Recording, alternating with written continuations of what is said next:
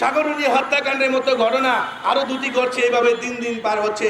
আপনারা জানেন কালের কণ্ঠ এবং বাংলা নিউজের সাংবাদিক গোলাম রব্বানী নাদিম জামালপুরের বক্সিগঞ্জে, তাকে আওয়ামী লীগের যুবলীগের ছেলেরা একটি বাবু চেয়ারম্যান, যিনি প্রভাবশালী একজন আওয়ামী লীগের চেয়ারম্যান, তিনি প্রকাশ্যে এই নাদিমকে তিনি হত্যার নেতৃত্ব দেন, সে তার ছেলেকে নিয়ে নেতৃত্ব দেন।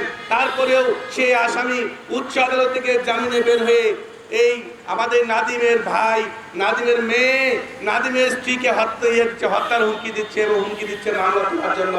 আমি বলবো, জানেন এই মামলাটি যখন হয় তখন এখানে আমাদের এই সংগঠনের সম্মানিত সভাপতি শাকিল ভাই, সাধারণ সম্পাদক সহ আমরা এখানে সাংবাদিক নির্যাতন প্রতিরোধ সেল বাংলাদেশের সম্মানিত সেল প্রধান আছেন জনাব আবির হোসেন সহ আমরা জামালপুরে গিয়েছিলাম।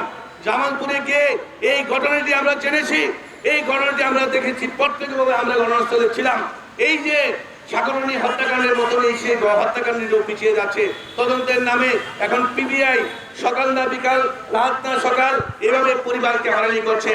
আরেকটি ঘটনা বলবো, জামালপুরের আলোচিত হত্যাকাণ্ড আওয়ামী লীগের সময় যার দুটি পায়ে রক কেটে দিয়েছিল, আপনি জানেন সাংবাদিক শিলকান্ত প্রতিযোশ একজন সাংবাদিক, যার কথা বলবো, বাবার হত্যার বিচার চেয়ে তার একমাত্র কন্যা এই আদালত এবং পুলিশের দ্বারে দ্বারে ঘুরছে।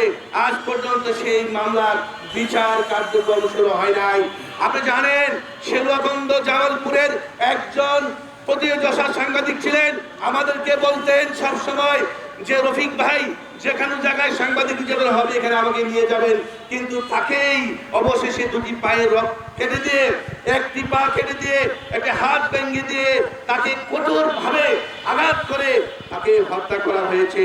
চিকিৎসা হয়েছিল হাসপাতালে, চিকিৎসা করতে দেন বিগত আওয়ামী লীগ সরকারের নেতারা, কিন্তু আমরা কয়েকজন শাকিল ভাই এখানে আছে যে সেভেন হিসেবে আছে, আমরা বারবার গিয়েছি, তার চিকিৎসার জন্য চিকিৎসা হয়নি।